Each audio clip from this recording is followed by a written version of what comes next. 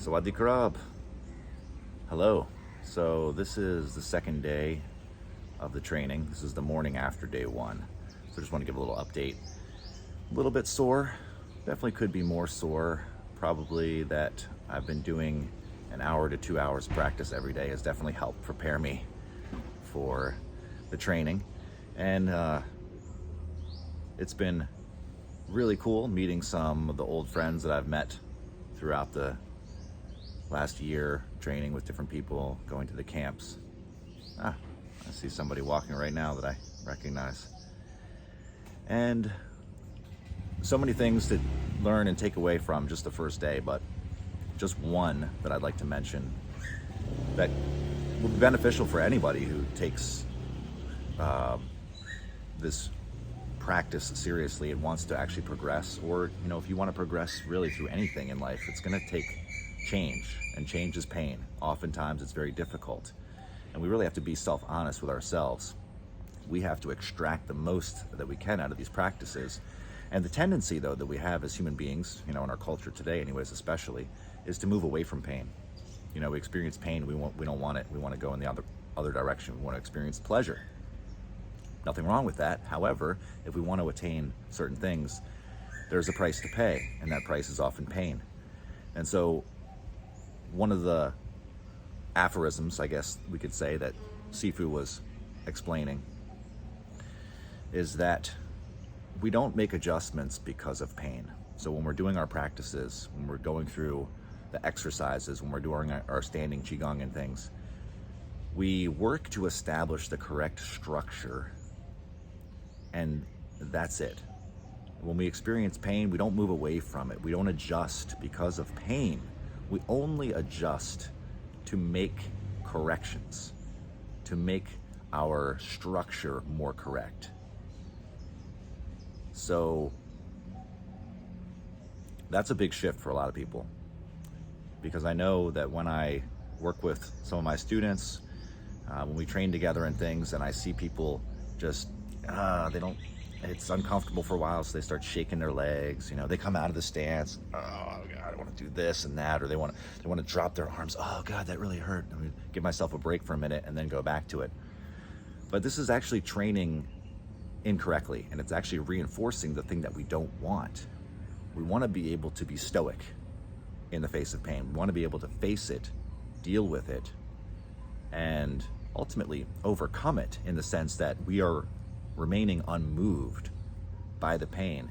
Now, when we can do that over time, it develops a certain quality of our character, this ability to remain present in the face of adversity, to be unmoved, and to work through it so that we can extract the fruit of the practice. So it's like a farmer goes and plants his seed, but the work doesn't just end there. He has to cultivate it. He has to water it. He has to toil, right? He has to correct the soil and all these things. And only after time and consistent effort and care and doing the difficult things, waking up early, watering the plants, covering the plants, giving them the nutrients, tilling the soil, all these things, eventually then, if all these conditions are met, then we get the fruit.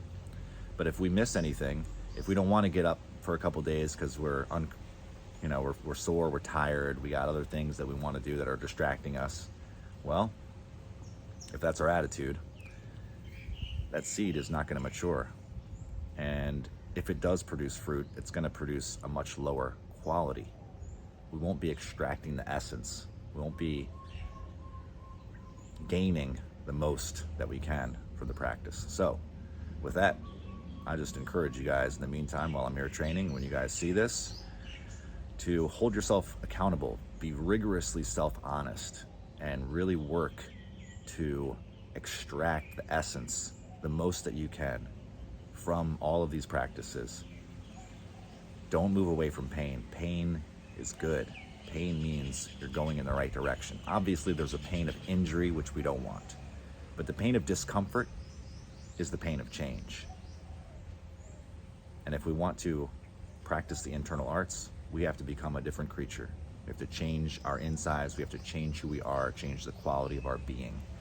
And here's another nugget of wisdom that I loved from the training yesterday.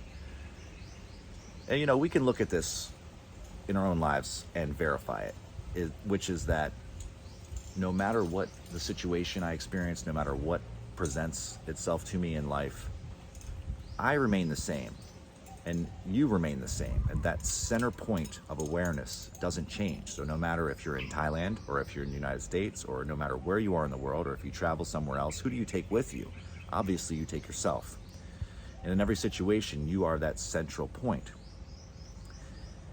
Most of us want to make some change in our lives. We want to experience differences. But the problem is we often go about this by trying to change the externals, when actually the most effective way to create change is by changing who we are inside. If we do that, if we just change who we are, because we take ourselves everywhere we go, into every single experience, just changing ourselves will change everything. And that's just the reality. I hope that you verified that for yourself. And I will keep you posted on some updates. See you soon.